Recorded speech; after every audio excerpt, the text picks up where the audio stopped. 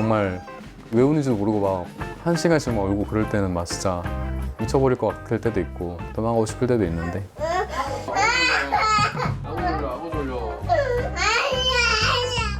제가 이제 아침에 옷 입혀서 보내거든요. 그러면 이제 와이프가 오후에 이제 연락이 와요. 왜 옷을 거꾸로 입혔냐.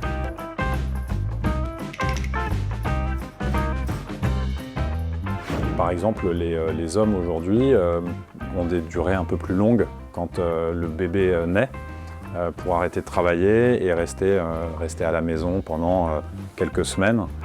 C'est aussi possible si on souhaite de rester quelques mois à la maison pour s'occuper de l'enfant. Et ça avant, ça n'existait pas. Moi, je trouve qu'il y a un changement, une évolution des mentalités et donc ça va dans le bon sens.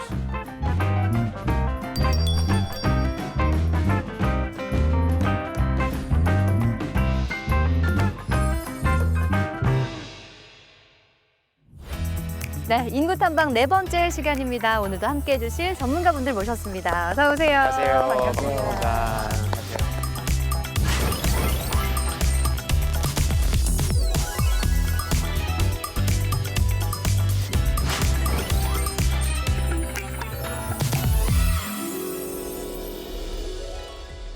자, 하나, 둘, 셋, 화이팅!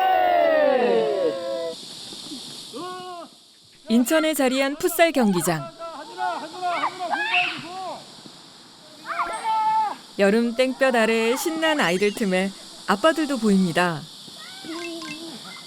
주말마다 스포츠 활동을 함께하는 아빠들의 소모임입니다. 스포츠 팡팡이라고 해가지고 아빠랑 아이들하고 같이 할 수 있는 스포츠 다조 모임을 이제 운영을 하고 있어요. 그래가지고 뭐 풋살도 하고 있고 테니스도 하고 있고. 올해로 이제 3년차 활동하고 있는 거예요. 만약에 이걸 안 했다 그러면은 주말에 오늘 같은 이 시간대에도 이렇게 집에서 그냥 거의 퍼질러 있을 가능성이 매우 높은데, 이렇게 나와서 활동적으로 활동을 하고 아이들도 심심하다고 안 하고, 사실은 제일 힘든 거는 뭘 하지? 어떻게 해서 시간을 보내지 하고 이런 거 기획하고 짜고, 이게 제일 힘든 거라고 저는 생각을 들거든요. 그거를 많이 덜어줘요. 육아가 막막하기만 한 아빠들. 백인의 아빠다는 초보 아빠들이 육아에 자신감을 갖고 참여할 수 있도록 돕는 모임입니다. 매년 17개의 시도에서 각각 100명의 아빠를 모집하는데요. 그중 인천 지역 아빠들은 스포츠 활동으로 아이들과 한층 더 가까워졌습니다. 아들 왜 안 먹어? 주말마다 아빠와 시간을 보내는 아이들은 어떤 반응일까요? 재미있어요. 흥보도 있고 영화도. 집에선 아무도 안 놀아야 되는데 여기 오면은 놀 수 있어서. 말 그렇게 하면 안 되지. 오늘 자전거 태워주고 두루마리 게임을 얼마나 했는데. 그러면 그리고 젊은 아빠들은 이제 요즘에는 많이 덜한 것 같아요. 제가 봐도 아이들하고 이제 주말도 그렇지만 엄청 많이 놀아주신 것 같아요. 저희 같은 경우는 제가 외벌인데 엄마가 이제 주중에 계속 어떻게 보면 24시간 풀로 붙어 있다가 그 주말에 이틀을 제가 데리고 나오면서 혼자만의 시간을 가지는 거거든요. 그것도 엄마 입장에서는 어떻게 보면 힐링되는 시간, 좋은 시간. 그래서 뭐 여러 가지로 엄마도 좋고 아빠도 좋고 아이들도 좋고 다 좋은 활동. 하나, 둘, 셋, 화이팅!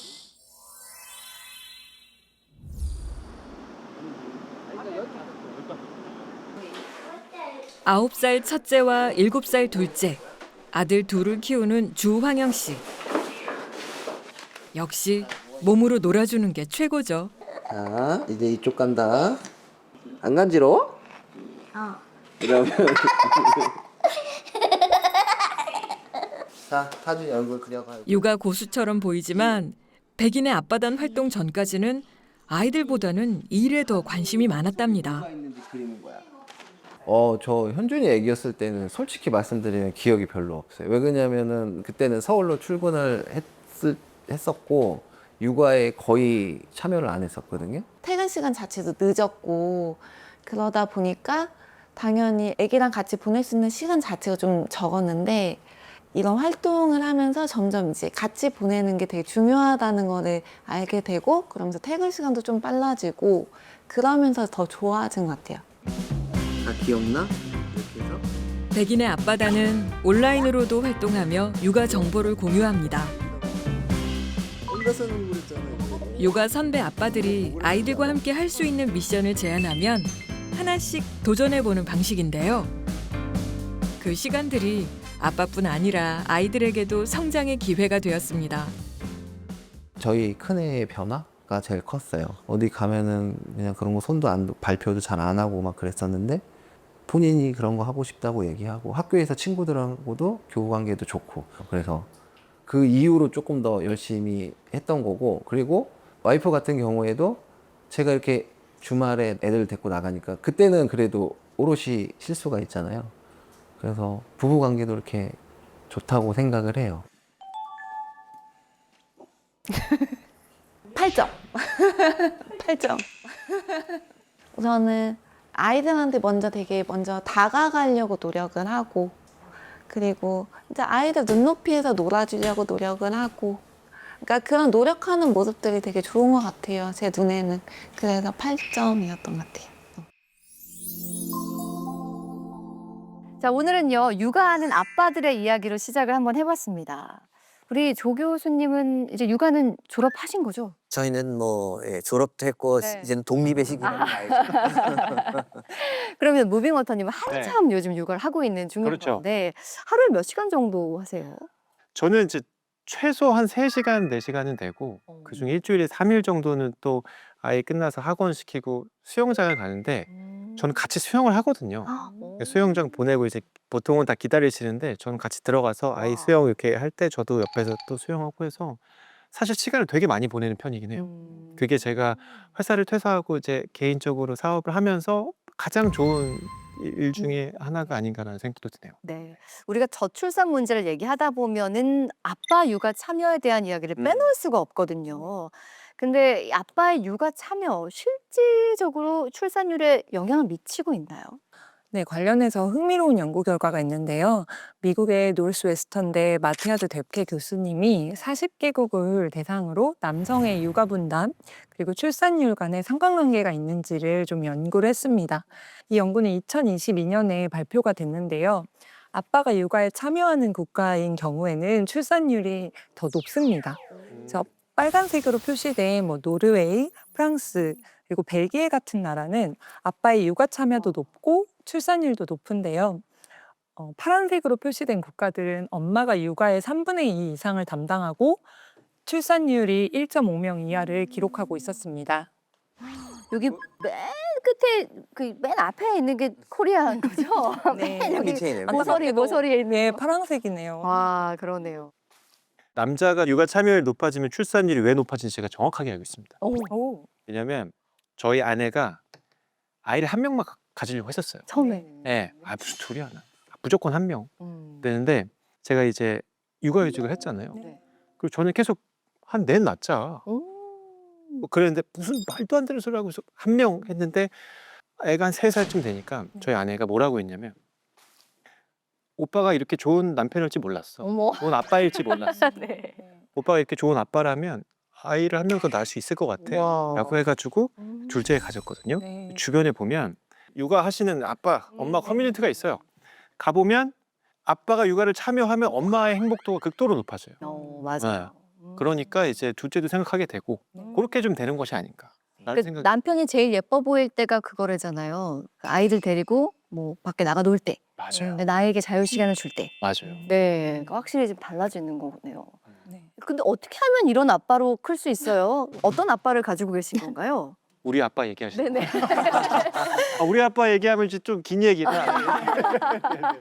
근데 실제로 아빠들이 조금씩 변하고 있다는 걸 전 많이 느껴요. 왜냐하면 제가 한 15년, 17년 전쯤에 상담할 때는 엄마가 이렇게 올 때 아빠들이 보통 아니 뭐 애들 다 그렇지 뭐 상담을 해 뭐 이렇게 한다라든가 왜냐면 자기가 안 키우니까 모르는 거예요. 얼마나 힘든지. 근데 요즘은 그렇게 아빠가 같이 오세요. 맞아요. 아빠가 신청하는 경우도 많으시고요. 또 오시면 이런 질문이 엄청 많으세요. 엄마보다 더 꼼꼼하고. 근데 이렇게 되면 사실 엄마들도 굉장히 만족할 수밖에 없고요. 네, 둘째 네. 출산에 기여하게 되죠. 네. 약간 제가 휴직했을 때만 하더라도 어디 어린이집 가잖아요. 그러면 다 쑥덕댔어요. 엄마들이 모여가지고 야뭐 백수인가 봐. 이거에서 머리가 긴데 뭐 예체능 하다가 좀 이런 느낌이었는데 지금은 남자들이 엄청 많아요. 맞아요. 그리고 또 멋쟁이들이야 또. 그래서 오히려 트렌디한 사람들이 당연히 이건 내가 해야지 이렇게 참여하시고 하는 것 같아요. 민간 어린이집 연합회가 한번 이제 저랑 같이 이야기를 나눈 적이 있었어요. 우리 회장님이 요즘에 아이들이 줄어가지고 이제 큰일 났다. 우리 어떻게 하냐. 뭐 이런 얘기를 하시는데 그래서 요즘에 어려움이 그거 말고는 또 뭐가 있나요? 그랬더니 일단 좋은 거는 그렇게 남자들이 아이들을 이제 드롭도 시키고 픽업도 한다. 그래서 너무나 좋은 거다. 그런데 어려움이 뭐가 있어요? 그랬더니 데리러 온 이 남성이 아빠인지 할아버지인지 오빠인지 잘 모르겠어요. 근데 그게 왜 그러냐면 아까 이 영상에서도 나왔지만 과거에는 어린이가 있으면은 내 친구하고 우리 부모님의 연령대와 내 친구의 연령대가 비슷비슷했었잖아요. 네, 우리는 맞아요. 비슷한 시기에 다 아기를 낳았었거든요. 근데 지금 이게 스프레드 아웃이 됐어요. 그래서 아기는 연령이 똑같지만 누구는 20대, 누구는 40대, 누구는 50대까지. 맞아요. 특히 아빠들이 오는 경우는. 예, 그래서 사실은 다양성도 더 높아져서 되게 좋은 저는 현상이라고 생각합니다. 저희 놀이터에 가잖아요. 네. 그러면 아이를 데리고 온 아빠 엄마들이 있어요. 특히 네. 아빠가 있는데 아이고 누구 아버님이라고 하기가 되게 애매해요. 애매한 약 관리 잘한 60대는 40대 같아요. 근데 관리 안 한 40대는 또 60대 같거든요. 그러니까 야 이거 애매하다. 그래서 인사만 이렇게 하는 경우가 좀 있어요. 근데 이 아빠들의 육아 참여를 확인할 수 있는 지표 중에 하나가 육아휴직 사용률이잖아요. 그렇죠. 예전에는 사실 익숙하지 않았는데 용기가 좀 필요한 일이었는데 사실 매년 이렇게 늘고 있다고 들었거든요. 네. 실제 어떤가요? 네, 실제로 2015년에 남성 육아휴직자는 전체 육아휴직자의 6%였는데요. 그런데 2023년에 기준으로 했을 때는 남성 육아휴직자가 5만 명까지 증가했으니까 전체 육아휴직자 중에서도 아빠의 비율이 이제는 25% 이상을 차지하고 있습니다. 수치를 높이는데 우리 무빙 어터님이 굉장히 큰 역할을 하시죠. 저는 거의 뭐 선발전. 저 때는 뭐 거의 없었습니다. 네. 저희는 아내가 이제 아이 낳고 출산휴가하고 육아휴직을 안 했어요. 그리고 회사로 갔잖아요. 그래서 제가 이렇게 하다 보니까 어쩌면 이때 남자가 먼저 하는 게 좋을 수도 있겠다라고 느낀 장점이 꽤 있었는데 첫 번째 뭐냐면 신생아들은 계속 안고 있어야 되거든요. 그러니까 엄마들이 막 출산하고 뼈 막 다 늘어나고 이렇게 하고 막 삭신해 주신다고 하는 게 이해가 되는 게 저도 자세히 보면 어깨가 이렇게 들어가 있어요. 애들을 계속 안고 있으니까. 근데 엄마는 아빠도 힘든데 엄마는 얼마나 힘들겠어요. 그래서 오히려 몸 쓰는 일이 신생한테 많아요. 그래서 그때 하는 게 좋고 두 번째는 뭐냐면 내가 전업으로 이걸 해보니까 밥 차려놓고 이제 있는데 아내가 안 와. 그럼 짜증나요. 아니 집에서 밥하는 사람 생각 안 해? 이런 생각이 들어요. 그래서 제가 나중에 복직하고 나서 진짜 퇴근하고 뛰어갔어요. 빨리 가야 되겠다. 애도 보고 싶지만 그거를 내가 경험하니까 훨씬 더 많이 공감할 수 있었던 것 같아요. 그래서 나는 남자들이 먼저 육아휴직하는 것도 권장할 만하다. 네. 실질적으로 굉장히 아이가 어릴 때 육아휴직을 해서 아빠가 아이랑 시간을 보내는 게 이제 여러 연구에서 좋다고 얘기하고 있어요. 왜냐면 엄마는 내가 품고 있다 낳았잖아요. 근데 아빠는 우리 VCR 본 것처럼 이거 내 애가 맞는지 모르겠어요. 맞아요. 근데 그 초기 1년을 아이하고 같이 보내면서 굉장히 아이하고 애착 형성도 많이 되고 아이에 대해서 이해하는 것도 많아지기 때문에 굉장히 유리한 부분이 많습니다. 2017년부터 시작을 아까 하셨다 그랬는데 그 당시 진짜 어려우셨을 거고 지금은 그래도 제도가 좀 뒷받침이 많이 되고 있습니다. 그래서 올해부터 이 국내 상장 기업들이 직원들의 육아휴직 사용률을 의무적으로 지금 공개를 하게 되어 있어요. 그래서 그걸 딱 봤더니 삼성전자의 육아휴직 사용률이 여성이 97.8%, 그 남자는 13.6%. 물론 이 차이가 되게 크지만 사실은 13.6%가 거의 0에서 시작해서 올라온 거기 때문에 이거 굉장히 높은 겁니다. 이게 물론 이 아기가 어릴 때는 엄마가 먼저 사용하고 아빠가 그 이후에 사용할 수도 있지만 그걸 감안을 해도 아빠의 수치가 낮은 거는 이제 사실입니다. 근데 아마 이게 뭐 글쎄요 여러 가지 이유가 있긴 있을 거예요. 일단은 제도는 만들어져 있는데 이 조직 문화에서 내가 이거를 마음대로 혹은 하고 싶은 대로 쓸 수가 없을 수도 있어서 아직까지는 네. 그럴 가능성도 있는 거죠. 그 제도는 있는데 실제로 이렇게 인정은 안 해주는 문화? 그러니까 뭐 이렇게 뭔가 해보려고 해도 눈치를 좀 봐야 하는 그런 게 아직 좀 있나 봐요. 이게 근데 늘어날 거가 거의 저는 확실하다고 생각하는 게 지금 딱 아이 태어나서 아 이제 저도 하려고요라고 하는 사람이 엄청 늘어났어요. 늘어나고 있다는 걸 확신할 수 있는 게 구독자가 늘고 있잖아요. 동의하는 사람, 심정적으로 동의하는 사람이 더 많이 많아지고 늘었으면 좋겠네요. 네. 사실 아직도 육아휴직 엄마가 사용하는 제도라는 인식이 있고요. 사회에 굉장히 강합니다. 혹은 엄마가 먼저라는 인식도 함께 있죠. 그런데 아이의 부모가 아빠와 엄마 모두잖아요. 굉장히 당연한 말입니다. 그래서 육아휴직도 아빠, 엄마, 부모가 사용하는 제도다. 이렇게 모든 사람이 자연스럽게 인식해야 할 것입니다. 네.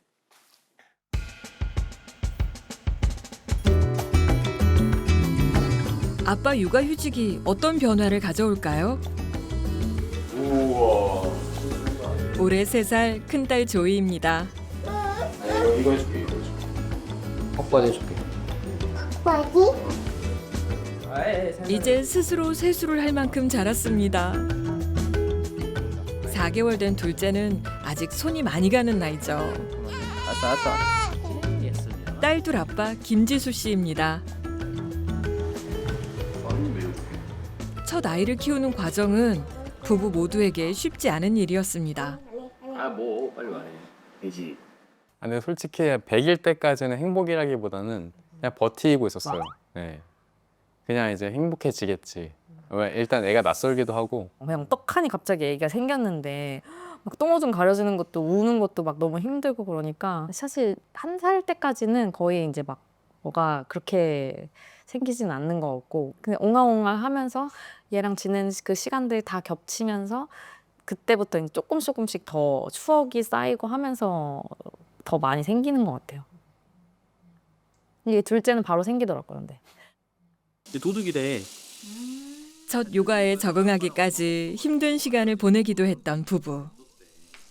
딱 막아줬어. 그럼에도 둘째를 낳기로 한 건 아빠의 육아휴직 덕분이었습니다.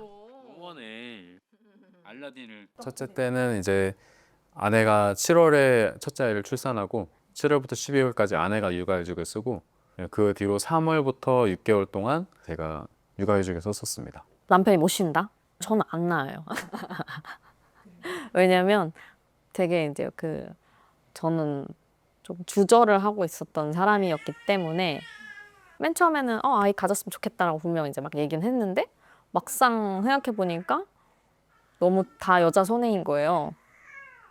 왜 나만?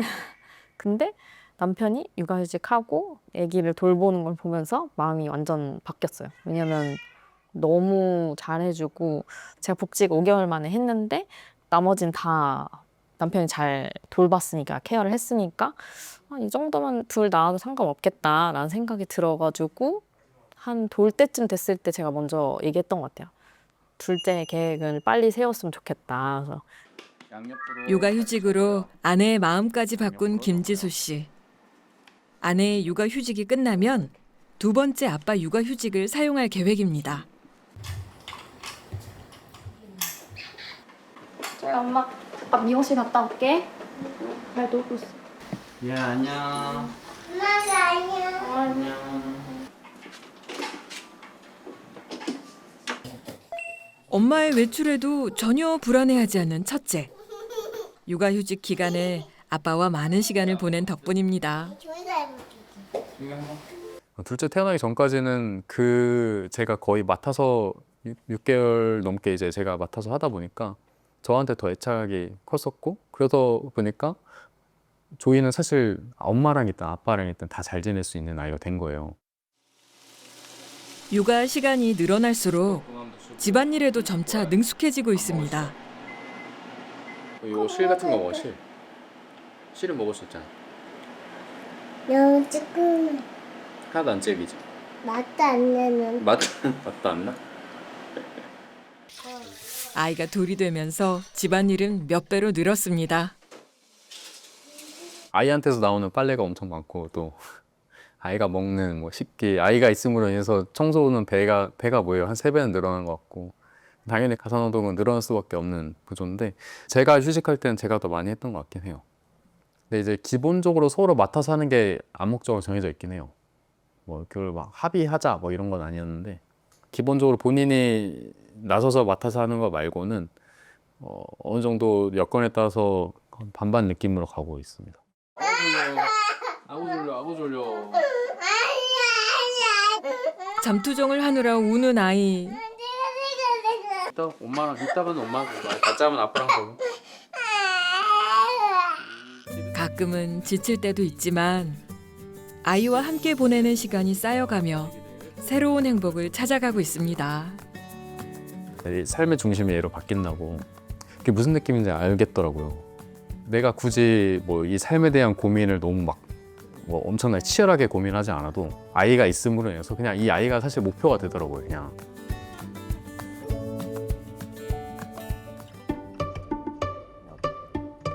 셋째 계획까지는 없습니다. 뭐 있으면 좋겠다는 생각은 드는데 맞아. 그러니까 뭔가 그냥 생각했을 때는 네. 참 좋은데. 그리고 지금 일단 둘로도 굉장히 행복하니까 네. 더 행복하지 않아도 될 것 같아. 네. 이 정도면 할 만큼 했다.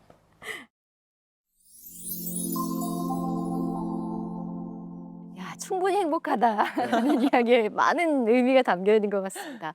아빠의 육아 참여가 높으면 왜 출산율이 올라가는지를 확인할 수 있었던 것 같은데 맞아요. 그 심리학에서는 스트레스에 대한 이야기를 할 때 사람이 스트레스를 받으면 아무것도 안 하려고 하거나 도망치는 반응을 한다라고 이야기해요. 육아 스트레스를 받으면 당연히 아무것도 안 하려고 하겠죠. 그러니까 더 이상의 생산이나 무언가 하지 않으려고 할 거예요. 근데 아빠의 육아 참여도가 높아지게 되면 엄마의 육아와 관련된 스트레스가 낮아지게 되고 그러면 우리가 뭔가 더 해보자, 더 큰 행복을 창출하자 이제 이런 게 좀 가능해지는 거죠. 아까 저 화면 보면서 저는 속으로 어떤 생각이 들었냐면은 저는 첫째는 미국에서 유학할 때 낳았고 둘째는 한국에 돌아와서 낳았거든요. 근데 가만히 생각해 보니까 첫째 아이를 돌봤던 기억은 나는데 둘째 아이를 돌봤던 기억은 잘 안 나요. 사실 키우기는 미국이 더 어려웠습니다. 왜냐하면 이제 부부만 있었고 여기 한국에 온 다음에는 이제 양가의 부모님들이 도움을 주셔서 그랬는데 그때는 되게 힘들었지만 그 기억은 지금 다 남거든요. 둘째한테 미안하지만 이게 좀 기억이 잘 안 나요. 한국에 오시고서 무슨 일이 있으셨던 건가요? 그러게 저 지금 그 생각이 드네요. 한국 패치를 붙인 거지. 그렇지. 근데 이게 진짜 사람이 바뀌지는 않잖아요. 그러니까 환경이 사람을 만든다는 걸 너무 극명하게 보여주시는 것 같아요. 근데 회사에서 그 회사 선배들이랑 주변 사람을 보잖아요. 육아 좀 해. 그러면 내가 다 내가 다 하지. 내가 얼마나 좋은 아빠인 줄 알아? 언제 하는데? 맨날 술 먹고 야근하고 언제 하는데? 주말에 내가 끝나지 약간 이러는 거예요. 그러니까 이게 전업으로 이렇게 안 해본 사람의 전형적인 특징이다. 저희 같은 사람 막 이게 얼마나 많은지를 아니까 그렇죠. 난 그냥 이제 거들 뿐 약간 이렇게 맞아요. 겸손해지거든요. 아내분 얘기를 좀 들어봐야 돼요. 그런 분들은. 그래서 약간 공감을 좀 했다. 저는 못하는 편인데 그나마 해서 많이 했었던 편인 것 같아요. 그거 굉장히 큰 거예요. 조금 공감했다는 게 이게 육아 휴직의 경험이 맞아요. 육아 참여에서 끝나는 게 아니라 집안일에 대한 생각까지 좀 다르게 만들었다는 맞아요. 거잖아요. 확실히 경험이라는 것이 주는 그 육아에 대한 기준이 다른 것 같네요. 네. 그런데 이제 통계청 사회조사에 따르면 이제 가사 분담을 공평하게 해야 한다는 의견이 이제는 거의 70%에 육박하고 있습니다. 아내가 주도해야지라는 의견은 이제 29% 정도에 머무르고 있어요. 2014년을 기점으로 의견이 이제 달라지고 있습니다. 그런데 실제로는 어떨까요? 아내와 남편이 가사를 공평하게 분담하는 비율은 20%밖에 되지 않습니다. 오, 생각보다 많네요. 네, 70% 정도가 아내가 주도하고 있습니다.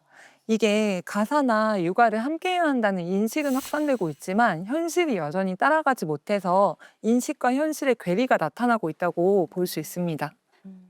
아마 거기서 얘기한 20%도 사실은 이럴 수도 있습니다. 이 아빠들이 나는 분명히 가사노동 참여를 했어가 뭐냐면 주말에 우리 다 같이 놀이동산을 가서 운전을 내가 했고 그다음에 나는 풀밭에서 누워있고 다 나는 가사노동 시간도 운전을 그걸로 가사로 친다. 야 이거는 대화가 필요하다. 하버드 대학교에 클로디아 골딘 교수님이라고 경제학가에 계세요. 이분이 노벨 경제학상도 타셨었는데 지난해 이분이 발표한 연구가 하나 있어요. 이게 되게 재미있는데요. 남성들이 가사 노동을 더 많이 분담하는 나라일수록 출산율이 높고 그 다음에 그렇지 않은 나라일수록 이제 출산율이 낮다 이런 거예요.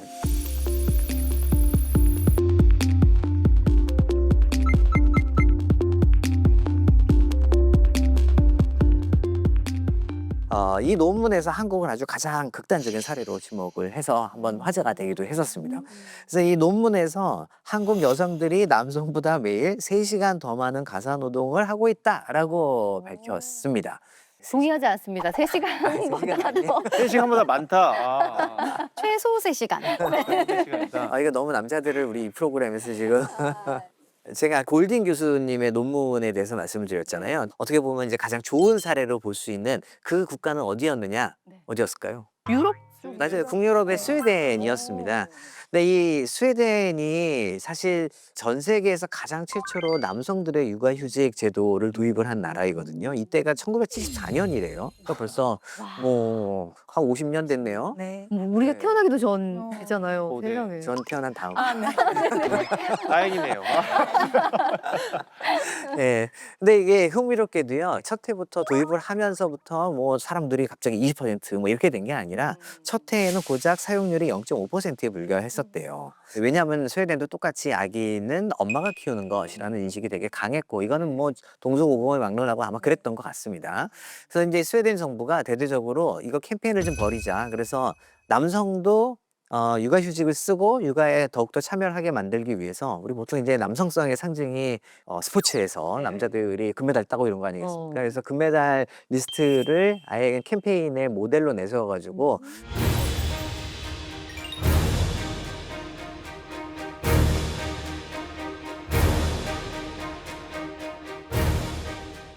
스웨덴 정부가 남성들의 육아휴직을 늘리기 위해서 쓴 방법이 있다고 합니다. 한번 다 같이 보셔야 될 것 같습니다. 네.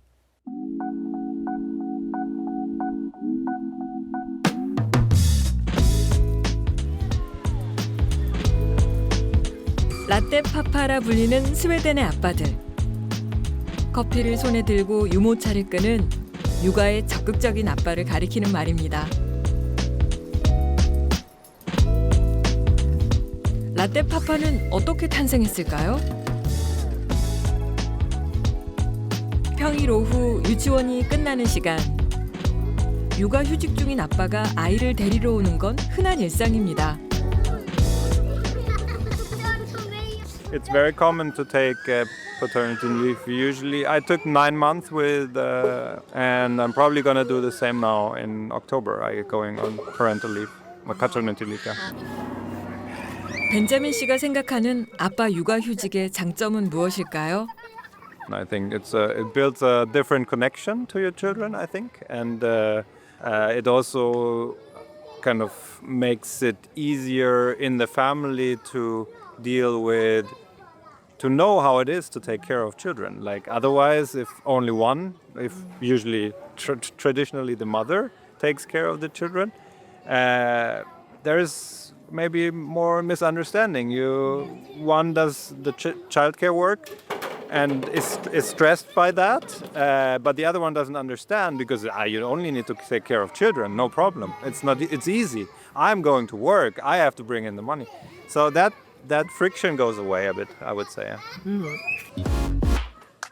스웨덴에서는 아빠들의 육아휴직 사용을 늘리기 위해 1995년 아빠 육아 할당제가 도입되었습니다. 부부 중 한 사람이 최소 할당일을 사용하지 않으면 유급 휴가 일수가 소멸되는 제도입니다. That policy really changed a lot in Sweden because it made fathers take parental leave. It felt like a use it or lose it. So a lot of fathers started to use it, and I think that's the main point when things started to change quite rapidly in Sweden. So from that, fathers are taking more and more parental leave and being more and more engaged. And today it's taken for granted that you share the child care rearing. It has evolved gradually over decades also in Sweden, so it doesn't come in one go. But of course it's possible. It's gainful for For the mothers, of course, who share their responsibilities, but also for the fathers who get other qualities of life and connections with their children, and for the children who have grew up and have been connected with both of their parents. So in the long run, everybody in the family gains from these changes. And when that becomes visible for everybody, then yeah, the process rolls on even more.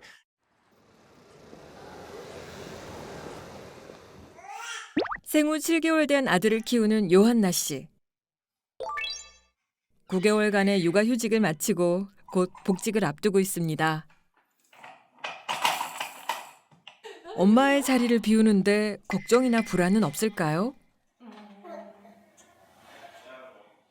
No, not at all. So then Romeo will take over and he will have this 9 months. It's just exciting to go back to work and also for them to bond a bit more and spend their time together. 양성 평등을 위해 시작된 아빠 육아휴직 정책이 성공하면서 가정에서의 양성 평등도 자연스럽게 자리 잡았습니다. It's mandate that both parents should take some part of it, and I chose to take a long part of it and to share it, almost 50% of the parental leave. But I don't think that I got any bad reactions from my company. It was very just natural part of being a father, and to them it was not surprising. Maybe I do a bit more of the cooking, and Johanna does a bit more of the keeping tidy. But in general, I think that we share the things and responsibilities quite equal. Do you agree? I agree. Yeah. And also I think if only one of us would take all of the household things, that would really affect the other ones or that person's work. And I think it's good that we both have that. But yeah, that will be super important. 일, 가정 균형 정책은 여성의 경제활동 참여를 늘리기 위해 시작됐지만 이제는 정책의 초점이 점차 남성에게 맞춰지고 있습니다. Of course, this is basically a question for every family. How should they distribute the task between them? But we try to promote men to be more active, of course, in the family life and also to take responsibility. So with the economic measures that I have mentioned, that also for persons with higher income, we pay them basically to also take time with their children. And one thing that has been very successful also is to get men and women, when the child is newborn, to be able to stay at home together for a certain period of time. And we've seen that when parents do this, it also helps them to create a more equal distribution of how they care for the children. Of course, even in Sweden, mothers take more responsibility for the household and the kids, but it's getting more and more equal, I think. And of course, this is also very good for the children to have the fathers being more present in their lives, also at the early age.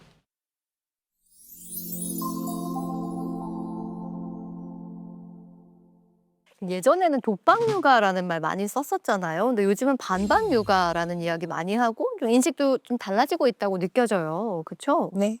통계적으로 봐도 확실한 변화가 있습니다. 연령대별로 이렇게 비교해 보면 확실히 20대, 30대의 남성의 가사노동 참여율이 기존 세대보다 상당히 높습니다. 약간 요즘에는 애가 있어? 휴직하고 애기 딱 됐고 빡 가는 게 멋있다, 힙하다. 약간 요런 느낌으로 쫙 가져야 우리 막 라떼파파 이러면서 너무 멋있어 약간 이러잖아요. 우리도 장난 아니거든요. 우리 학교 가보면 아빠들 패션 장난 아니고 막 양발 쫙 올려가지고 엄청 멋있어요. 근데 우리가 지금 너무 좋은 얘기만 하고 있는데 사실 제가 부모님들 상담을 하다 보면은 분명히 반반 육아인데 어머님들이 불만이 있어요. 그래서 이게 뭔가 하고 이야기를 좀 하다 보면 반반이 아니라고 느끼는 이유가 있는 거예요. 그게 뭐냐면 이 프로젝트 매니저는 여전히 엄마인 거예요. 그러니까 아빠는 난 잘한다. 그래서 이제 질문을 하는 거죠. 내일 준비물 뭔 줄 알아? 네. 집에 우유 있어? 계란 몇 개 있어? 이랬을 때 사실 이런 것들을 챙기고 기획하는 노동 있잖아요. 이 부분은 여전히 이제 엄마가 하는 경우가 너무 많은 거죠. 맞아요. 그러니까 이를테면 이런 거예요. 우리 아이가 2학년 몇 반 몇 번인 줄 알아? 아빠는 몰라요. 아 이거 근데 남자들은 막 정보가 뭘 필요한가? 그냥 이때쯤 되면 이제 뭐 이유식 먹을 때 아니야? 그냥 밥 끓여 먹여야지. 약간 상대적으로 쉽게 이렇게 했었는데 엄마들이 약간 완벽하게 지금 계란이 잠깐 4개 남았어? 그러면 오늘 바로 시켜야지 내일 오니까. 근데 남자들은 꼭 그렇지 않거든. 내일 계란 안 먹지 뭐 약간 이럴 수도 있어요. 그래서 그거를 너무 스트레스 받고 이렇게 너같이 육아하면 안 이렇게 하면 안 돼. 그 책임을 좀 내려놓을 필요도 있다라고 저는 이제 소신발언하겠습니다. 근데 약간 시스템적으로 엄마한테 가게 되는 부분이 많이 있잖아요. 그래서 저는 사실 아주 지혜롭게 일찍이 저는 연락이 잘 안 된다. 아빠를 주 보호자로 등록을 시켰어요. 너무 좋죠. 그러니까 이제 남편이 전화를 받아요. 네. 선생님한테. 그러니까 선생님이 처음에 엄청 당황하시더라고요. 이게 벌써 한 10년 전이니까요. 근데 뭐 정말 잘했다고 생각이 들고요. 맞아요. 네, 많은 분들에게 많이 권합니다. 네. 사실 우리가 육아에 대한 참여를 그동안은 이제 이 책임이 누가 있느냐 했으면은 그 책임이 이제 여성한테, 엄마한테 주로 많이 갔는데 지금 사회적인 인식이 많이 바뀌었잖아요. 실제 제도도 많이 바뀌고 있고 그래서 앞으로는 더 제도도 더 좋아져야 되는데 커뮤니티에서 이런 활동들이 굉장히 중요한 것 같아요. 그래서 커뮤니티, 그다음에 기업 이게 다 같이 아마 공동으로 가져야 되지 않을까 생각이 듭니다. 맞아요. 파리 동쪽에 자리한 도시 뱅센의 조용한 주택가. 이른 아침 아빠 홀로 주방에서 분주한 시간을 보냅니다. Là, je prépare le petit déjeuner pour les enfants. Donc, on a 4 enfants. Ils sont tous un peu en train de se préparer. Ils vont descendre, prendre le petit déjeuner. Il y a leur maman Karine qui se prépare aussi avant d'aller au travail. Donc, je lui prépare aussi son petit déj. 중학생 둘째와 초등학생 셋째. 깨우지 않아도 알아서 일어났네요. 5살 막내는 아빠가 나서야 합니다.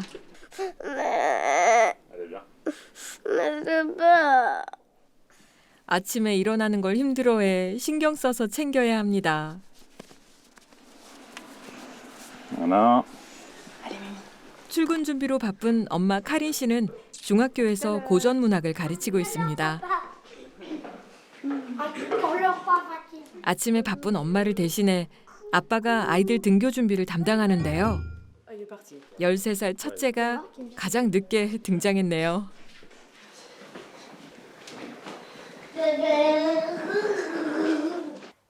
Dès qu'on s'est rencontrés, je dirais au bout de quelques jours, on a parlé d'enfants. On imaginait déjà les prénoms des enfants, donc on savait qu'on en voulait. Et puis à la fin, après, une fois qu'on avait nos 3 enfants, je sentais qu'au fond de moi, j'étais un petit peu envieuse quand je voyais des gens qui en avaient 4. Et le petit dernier, c'était une surprise qu'on a un peu voulu, mais en forçant un petit peu le destin. Donc c'était voilà, le 4e. Au fond de nous, on le voulait et on est content. 그렇게 내 아이의 아빠가 된 니콜라 씨. 아내보다 출근 시간이 늦어 아이들의 등굣길에 함께할 때가 많습니다.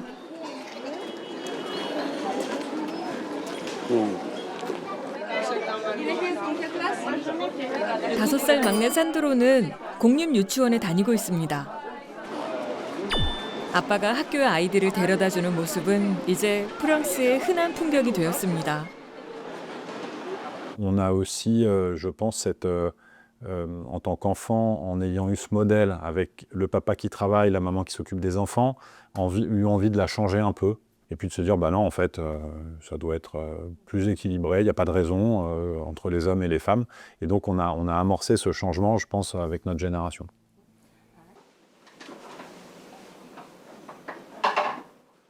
엔지니어로 일하는 니콜라 씨는 주 1회 정도 재택근무를 합니다. 아이들을 돌보는데 도움이 되기 때문이죠. Déjà, on le partage dans la journée. C'est plutôt moi le matin et plutôt elle l'après-midi et la fin de journée. Donc moi, c'est plutôt la cuisine en général.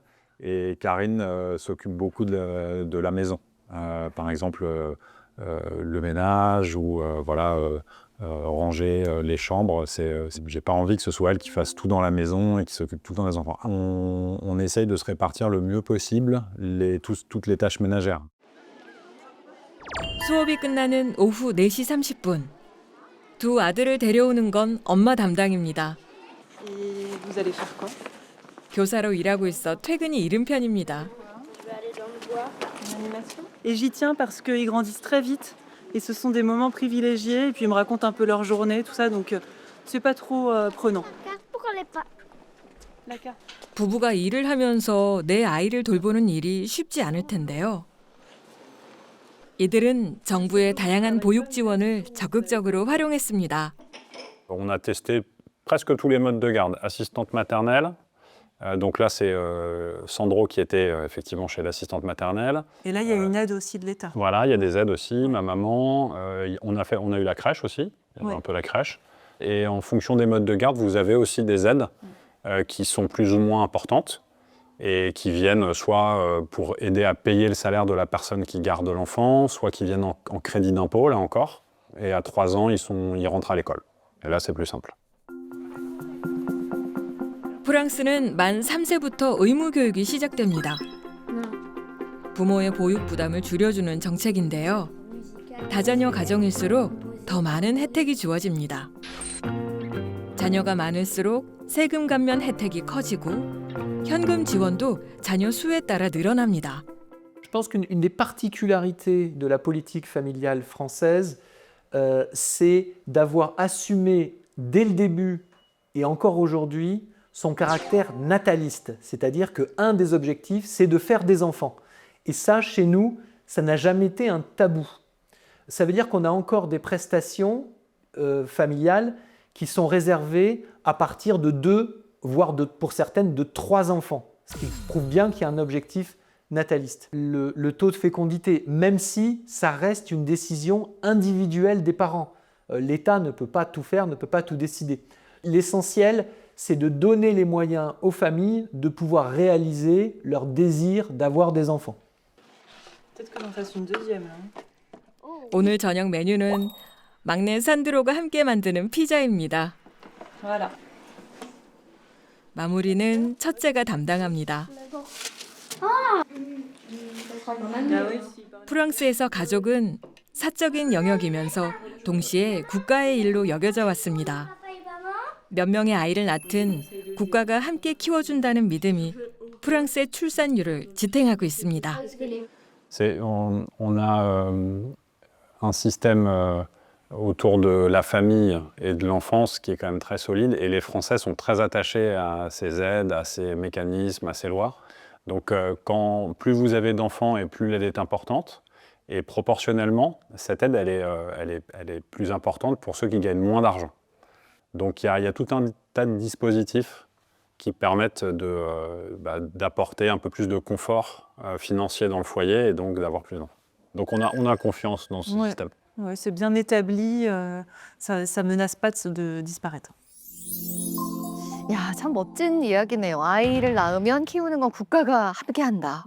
이렇게 든든한 이야기가 어디 있을까 싶어요. 근데 정말로 아이를 많이 낳으면 낳을수록 받는 혜택도 많아진다 하면 정말 뭐 낳을 수밖에 없는 상황과 환경이 되겠어요. 네, 저는 부모들이 심리적으로 애를 좀 덜 쓰게끔 도와주는 게 되게 중요해 보여요. 그러니까 지금은 아이를 한 명 낳으면 너무 애를 써야 돼요. 이 어느 정도 이상에서 아이가 살게 하기 위해서. 그러니까 당연히 아이를 둘, 셋 낳으면 애쓰는 게 너무 커지는 거예요.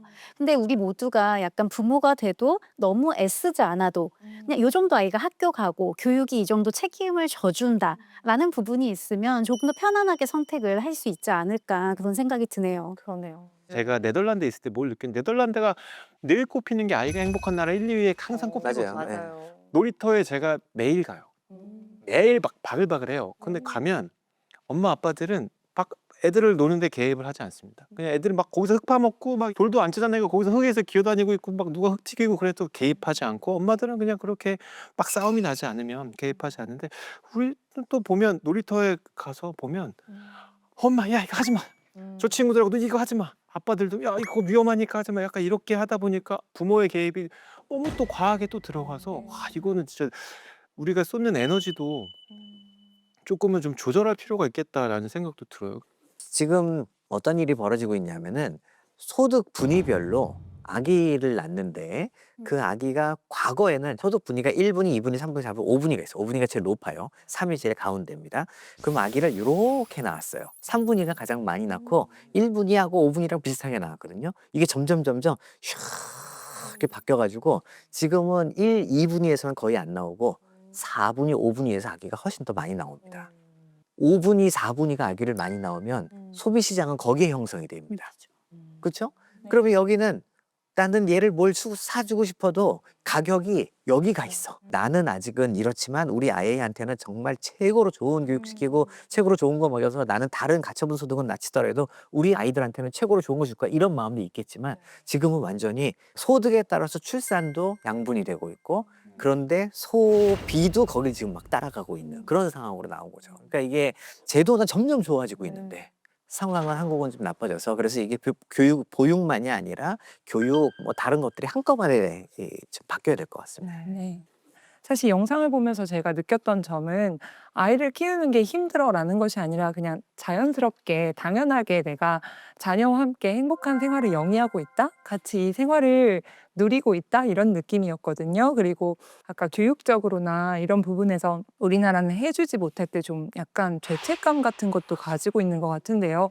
이분들은 그렇지 않은 것 같았어요. 그래서 한 명을 낳고 그 한 명에게 무언가 근데 그렇게 기대하고 내가 그렇게 해줘야 한다는 아까 부모의 책임을 성인기 결혼한 후에도 계속 지우려고 하는 이런 인식까지 가지고 있는 한 청년들에게 출산이라는 부분은 굉장한 부담으로 와닿을 것 같고요.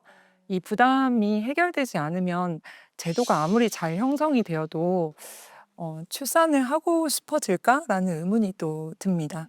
너무 잘하려고 하는 마음 때문인 것 같아요. 우리가 뭘 배울 때도 처음에 힘이 팍 들어가면 잘 안 되잖아요. 아이가 또 하나밖에 없고 막 잘하려고 힘을 주다 보니까 뭔가 더 부담스럽고 힘들어지는 것 같은 생각이 좀 들어요. 중요한 이게 되게 중요한 문제긴 한데요.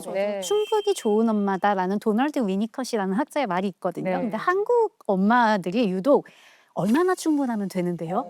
그게 얼만큼 충분한 건데 몇 어느 퍼센트예요? 정도냐면요. 감기약 성분을 일단 다 알아야 돼요.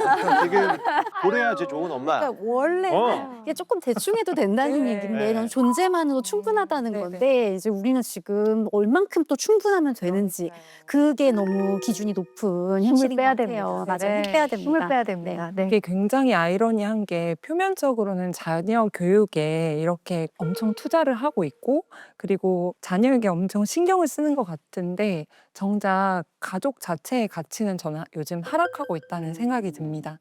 이제 자녀의 입시 성과로 부모의 성공 기준을 평가하기도 하고 교육을 위해서라면 부모님들이 기러기 가족이 되는 것마저 불사하고 있는 현실인데요.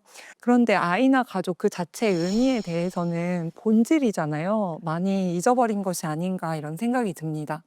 제 주변에는 이렇게 보면 남편이 혹은 부인이 금전적으로 이만큼을 버니까 내가 버는 건 펜이야. 조금밖에 안 돼. 에이, 그러면 내가 이거 하는 게 낫지라고 생각하는 경향이 꽤 있는 것 같아요. 근데 사실 그거는 너무 경제적인 것만 생각하는 거거든요. 그렇게 따지면 빌 게이츠 부인은 뭐 이러면 안 되지? 그렇게 생각하지 말고 내가 내 삶에서 하고 싶은 것들이 분명히 있고 그리고 아이는 또 아이 나름대로 이렇게 사랑하고 이렇게 시간을 쓰고 이런 나와 아이와의 그런 균형을 확실히 자기가 갖고 있는 게 중요한 것 같아요. 아까 교수님이 이제 같은 좋은 제도여도 이제 효과가 같지 않다 이런 얘기 하셨는데 우리 사회 문제가 뭘까라고 생각해 봤을 때 가족이라는 거의 가치에 많이 우리가 이제 힘을 쏟지 않게 된 것 같아요. 그러니까 가족이 중요하고 사회가 가족에 되게 친화적인 이런 문화가 만들어져야지만 이제 제도가 잘 자리 잡는 토양이 되는 것 같다라는 생각이 듭니다. 예.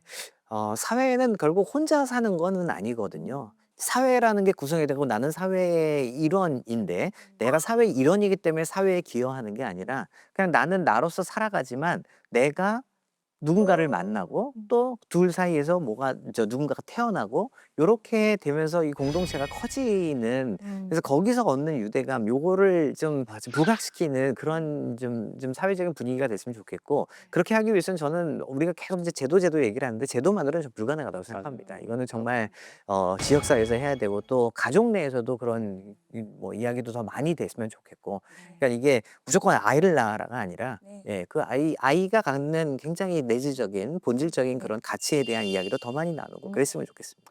네. 근데 참 너무 안타까운 게 이게 우리가 모르는 얘기가 아니라는 거죠. 왜냐면 아주 어렸을 때부터 우리가 들었던 얘기가 가화만사성인가.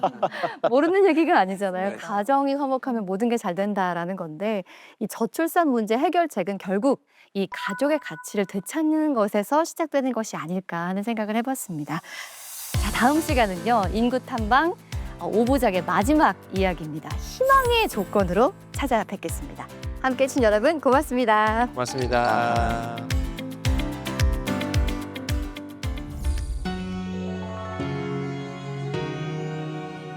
일과 육아를 병행하면서 장기 근속이 가능할 수 있는 구조를 만들어보자.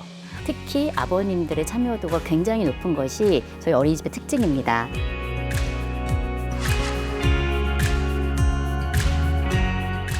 That will exist in 10, 15 years' time. That trust is an important factor. 뭐 놀이공원 연간 회원권 이런 것도 들어있는 거죠. 이런 것 좀 들어있으면 아이 훈강했겠어요. 진짜로 선물보다 공짜로 돈 주는 게 선나서 환영하는 것 같은 느낌처럼. 맞아요. 다시 생각해보니까 너무 좋을 것 같아요. 실제로 있는 게 아니고요. AI가 제시한 왜 이렇게 저출산 진지하지? 해결책을 이렇게 찢었어요, 순간. 네.